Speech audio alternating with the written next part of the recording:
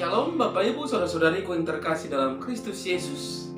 Kita bertemu lagi dalam acara Satu Bagi, sapaan Tuhan bagi kita hari ini Selasa tanggal 21 September tahun 2021. Namun sebelumnya mari kita bersatu di dalam doa. Damai sejahtera Allah yang melampaui segala akal, itulah yang memelihara hati dan pikiranmu di dalam Kristus Yesus Tuhan kita. Amin. Saudara yang terkasih dalam Kristus Yesus, sapaan Tuhan bagi kita hari ini terangkat dari kitab Amsal pasal yang ke-26 ayat yang ke-21. Demikian firman-Nya. Seperti arang untuk bara menyala dan kayu untuk api, demikianlah orang yang suka bertengkar untuk panasnya perbantahan. Sampai sejauh itu firman Tuhan. Saudara yang terkasih, saya mengangkat tema dari kebenaran firman ini, yaitu jangan bertengkar. Saudara yang terkasih dalam Kristus Yesus, ada banyak orang berkata pertengkaran itu merupakan bunga dalam kehidupan ini. Namun perlu kita pahami saudara-saudara, pernyataan ini adalah suatu kata bijak yang hingga batas-batas tertentu ada kebenarannya. Bahkan ada yang berkata bertengkar itu tanda dekat dan juga dianggap bagaikan bumbu yang melezatkan kehidupan keluarga. Tetapi ingatlah saudara-saudara, apabila frekuensinya dan intensitasnya tinggi, itu bukan lagi menjadi bunga dalam kehidupan, melainkan benalu yang bisa mematikan. Ibarat memasak dengan bumbu yang terlalu banyak, rasanya bisa tidak karuan saudara-saudara. Demikian juga sebuah keluarga bisa sejuk, damai dan tentram, penuh kasih bagaikan surga. Tetapi sebaliknya bisa panas membara dan menyiksa seperti neraka. Saudara yang terkasih, Amsal 17 ayat ke-14 berkata, memulai pertengkaran adalah seperti membuka jalan air. Jadi undurlah sebelum perbantahan mulai. Artinya kita jangan sampai pernah membiarkan dan membiasakan pertengkaran terjadi dalam hidup ini. Saudara yang terkasih, pertengkaran bisa berawal dari berbagai sebab yang biasanya dimulai dengan perselisihan akan hal yang kecil saja. Kita terbiasa memandang pertengkaran sebagai sebuah hubungan sebab akibat karena kita tidak mau disalahkan. Inilah kebiasaan manusia. Tetapi Yakobus mengatakan saudara-saudara bahwa pertengkaran berasal dari nafsu duniawi yang ada dalam diri kita. Sebagaimana yang tertulis dalam Yakobus 4 ayat 1 sampai yang kedua. Dari manakah datangnya sengketa dan pertengkaran di antara kamu? Bukankah datangnya dari hawa nafsumu yang saling berjuang di dalam tubuhmu? Kamu mengingini sesuatu, tetapi kamu tidak memperolehnya. Lalu kamu membunuh, kamu iri hati, tetapi kamu tidak mencapai tujuanmu. Lalu kamu bertengkar dan kamu berkelahi. Jadi saudara-saudara yang terkasih, menyimpan kekesalan atau sakit hati berlarut-larut pun berpotensi menimbulkan pertengkaran. Selain itu, ego, keangkuhan, sikap tidak mau kalah, dan sejenisnya pun bisa menimbulkan pertengkaran. Karena itulah kita diminta untuk bisa memaafkan orang dengan segera dan bersikap rendah hati, mau belajar untuk lebih memahami dan menerima orang lain apa adanya. Saudara yang terkasih, tidak ada manusia yang sempurna di dalam hidup ini.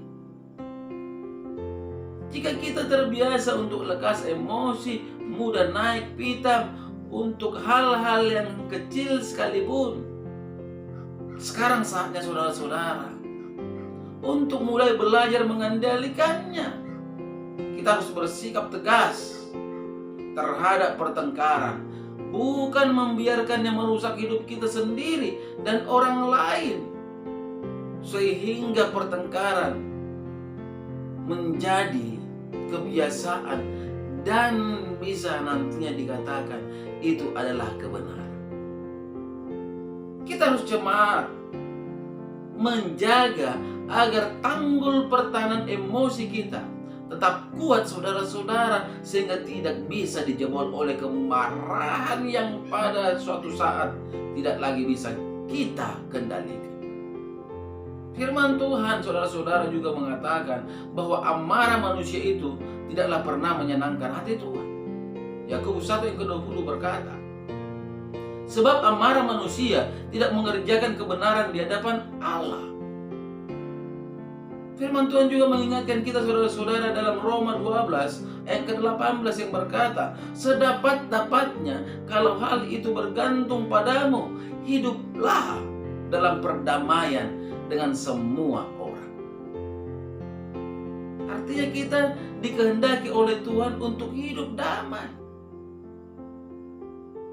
Dengan menghindari pertengkaran sedini mungkin saudara-saudara, kita akan melihat bahwa hidup ini ternyata lebih indah jika dijalani tanpa pertengkaran yang disertai emosi yang tidak terkontrol. Saudara yang terkasih, menghindari pertengkaran harus dilakukan secepatnya sebelum menjadi bola api yang menghanguskan banyak orang, termasuk diri kita sendiri. Ingat saudara-saudara, pertengkaran yang terjadi dalam hidup kita hanyalah akan mencoreng nama baik Tuhan Yesus kita. Agar nama Tuhan kita tidak tercoreng melalui kehidupan kita, mari jangan hidup bertengkar, jauhkan pertengkaran dari hidup kita, tetapi hiduplah di dalam damai, karena orang yang hidup dalam damai akan mempunyai kerajaan surga. Amin. Kita bersatu dalam doa.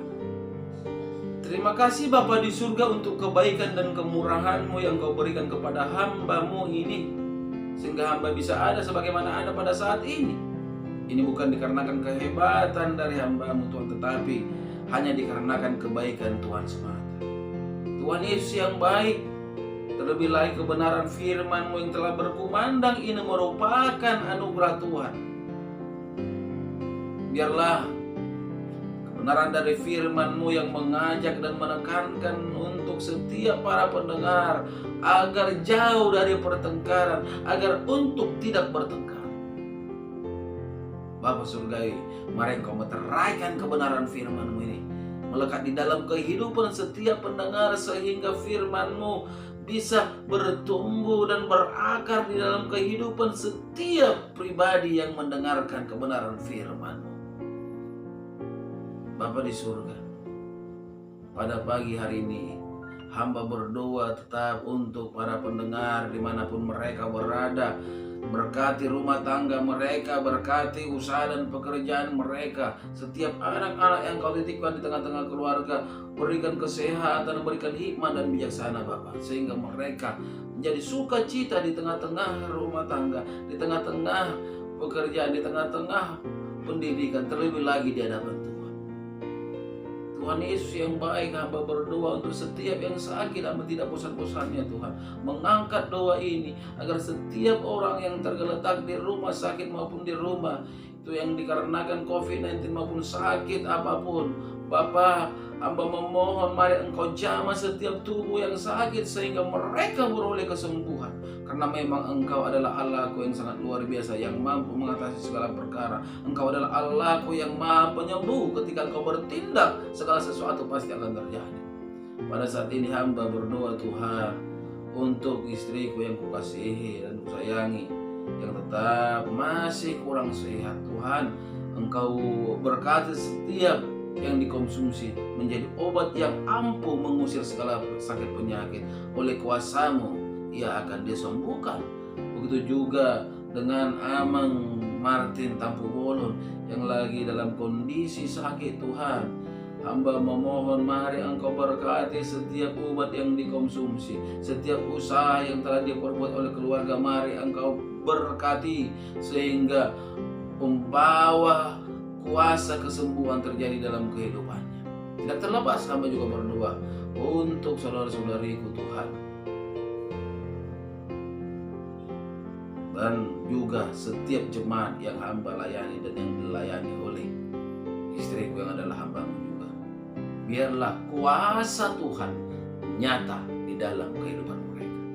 Hanya di dalam namamu Kristus Yesus, hamba sangat percaya Tuhan pasti mengabulkan setiap doa-doa hambamu ini tepat pada waktunya.